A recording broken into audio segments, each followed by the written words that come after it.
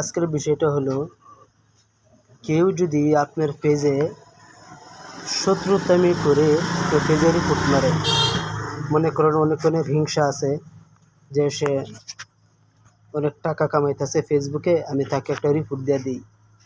তো এই মুহূর্তে এই অবস্থা, পেজটার কোনো সমস্যা হবে কিনা দেখেন। আমি গুগলকে প্রশ্ন করছি, একটু দেখেন, আমি আপনাদেরকে দেখাই।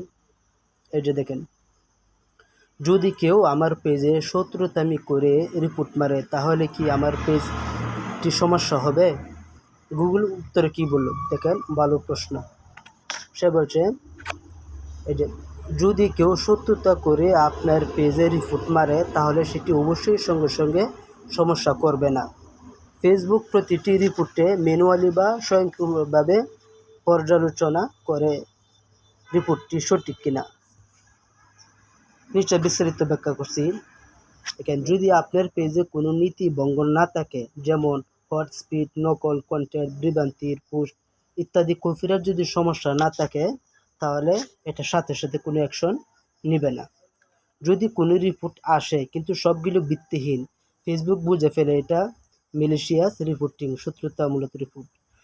একটা বিষয় হচ্ছে যে বলছি তো যে কপিরাইট যদি কোনো সমস্যা হয় বা ফেসবুক নীতি লঙ্ঘন করছে এরকম কোনো সমস্যা হয় তাহলে তারা অ্যাকশন নিবে, আর এছাড়া সাথে সাথে কোনো অ্যাকশন নেবে না।